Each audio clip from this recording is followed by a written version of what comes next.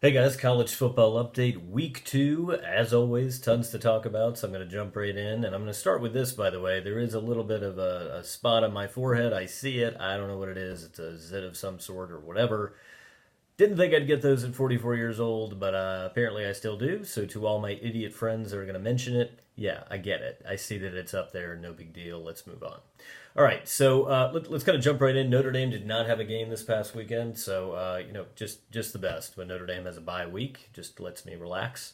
So to be quite honest with you, in a lot of ways, I didn't watch nearly as much football as I normally do. However, I did watch enough of the games to be able to comment on all the ones that I was able to see, as well as just comment on some of the scores that I thought were just really interesting throughout the weekend. So, obviously, just kind of leading into this weekend, just real quick, Notre Dame does play New Mexico. That tells me absolutely nothing. If they don't destroy New Mexico, I'll be upset. And then it leads into the big Georgia game. And, again, I've already kind of made my prediction on that. Notre Dame apparently lost another running back this past week. So I already told you that was a position that was an issue coming into the year. They've already lost their starting running back.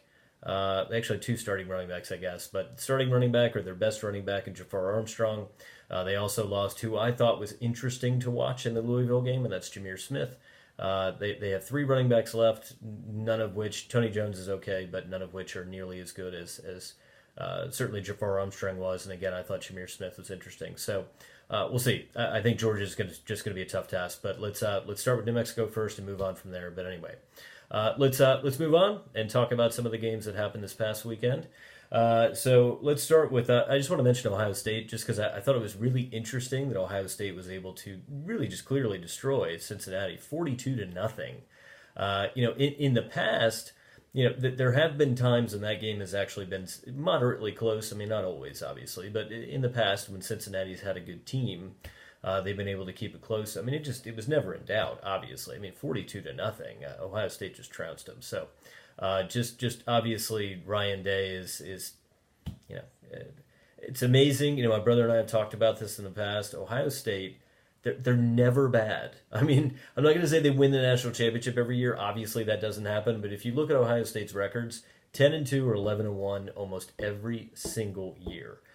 In the early '80s, they had some years with Earl Bruce there where they were 8 or 9 wins, and they had the one year with Luke Fickell where they were 6-6. But other than that, Ohio State is always good.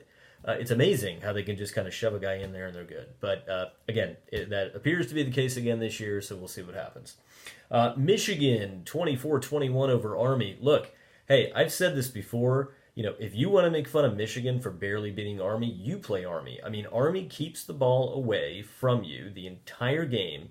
And to be honest with you, Army threw an interception when they were up 14-7. They threw an interception on the goal line. Could have been 21-7. That could have been the game. That was probably it. So, man, they were so close to winning it. But for all of you people that are saying, oh, well, obviously Michigan's not a playoff team and they're not going to go anywhere. What happened to Oklahoma last year? Keep in mind, Oklahoma also played Army. I believe they beat them in overtime. They had to go to overtime to beat Army last year, and obviously Oklahoma made it to the playoffs. So I wouldn't necessarily put a ton of stock in it. I would put stock in the fact that Army is an incredibly well-coached team, and quite honestly, they're a good team.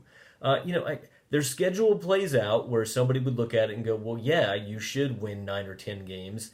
It's an academy. I mean, they have set themselves up appropriately to play one or two big games a year, usually one at this point. Michigan was that big game. And they're playing them tight. I mean, they're playing all of these schools tight. It's so great. Honestly, I think you guys know this. I've mentioned it before. Army is absolutely my second favorite team. You see the Army stuff in the background. My father was in the Army. My brother was in the Army. I'm a huge, huge fan of West Point. So just great childhood memories there, too, having gone to games. So just very exciting to see them hang in there with Michigan. But, hey, look, I don't take a lot from it. I just think Michigan survived it, and that's fine. Clemson beating Texas A&M 24-10. This game was really never in doubt. Maybe a little in the second quarter, but Texas A&M really had no offense and really nothing that they could do to stop Clemson defensively. So kept it close. I mean, 24-10 is close, but how does that feel as a Texas A&M fan? Probably not good, but Clemson is that good. I mean, that's the reality. I mean, you've got You've got 4 or 5 teams that are always really, really, really good and separate themselves from everybody else. And I would say that Clemson and Alabama are even on another tier than all the other teams are. They're just, it's going to be very, very difficult to beat Clemson. I'm not even going to predict it at this point. Let's just see how the season plays out. But just really, really good win at home for them. I have to mention this, and I know it's a little early in the segment to mention it, but UMass got beat by Southern Illinois 45-20. Keep in mind, Southern Illinois, and I had to write this down, Southern Illinois had lost to Southeast Missouri State, was 44-26 the week prior. And then they go to UMass and beat them. Look, I mentioned this before, not the best hire that they made at UMass.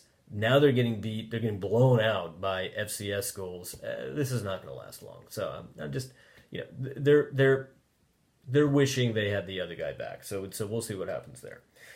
Florida State barely survives over Louisiana Monroe, 45-44. It was so ridiculous because I'm watching the game and one of the commentators is like, oh, well, now they're going to learn how to win. No, they're not going to learn how to win. 45-44 at home against Monroe? Not good. Trust me. Everybody had them winning, well, all the stuff that I read, had them winning 6 to 7 games.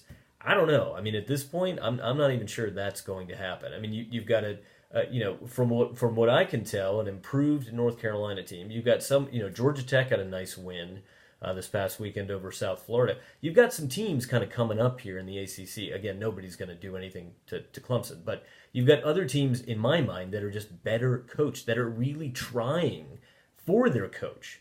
I just don't see Florida State trying.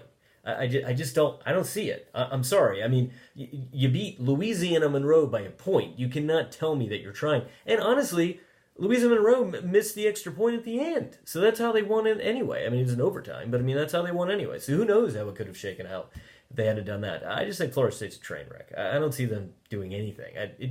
In my mind, they could be 5-7 again, and I would not be surprised at all. Tennessee, there's another train wreck, lost to BYU 29-26. Again, I think BYU really tries for their head coach, Kalani Sitake. And by the way, the UMass coach was Mark Whipple. I forgot his name, but that was his name. Anyway, Kalani Sitake at BYU.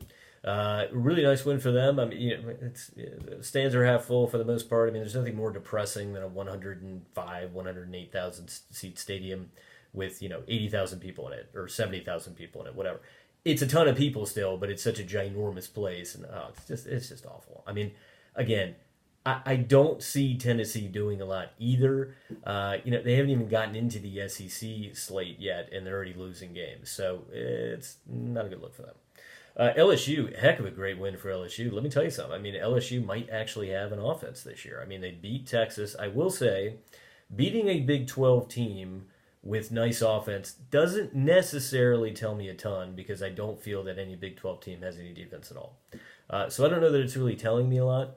But I will say it was impressive to watch them go up and down the field against Texas. I will also say I think Texas played a nice game as well. Now, everybody's saying Texas is back, Texas is back. I mean, define being back. To me, being back, a team being back is when you beat Clemson, when you beat Alabama, when you beat any of these teams who are amazingly good, right? Because personally, when somebody says, oh, Notre Dame's back, no, they're not, because they haven't won it all. You have to win it all, in my mind, for these types of teams to be back. So don't talk to me about being back till you actually win it. That in my mind, that's for these teams that are historically good, that's what it means to be back. I'll leave you guys with this. Huge weekend in Iowa. We got the Cy-Hawk game. And a game day is actually going to Ames, Iowa. Listen, if you guys have never watched the Iowa-Iowa State game, you have to watch this game. FS1, 4 o'clock. It's absolutely amazing. There's something about a state where there is not a professional team in the state. I live in South Carolina. It's the exact same thing. Clemson, South Carolina. Biggest game in the state for that day. It's fantastic. I'm not a fan of either team, but I love the game. Okay? Iowa's the exact same way. The state is... I'm not going to say it's split down the middle. I think there's more Iowa fans, but it's probably 70-30, 60-40 maybe. But it's still great. And listen, if you have not watched it, Cy-Hawk Trophy, huge game in Ames. I'm so excited about this game. So you guys check it out. We'll talk about it next week. We'll see who wins the game. We'll do some analysis.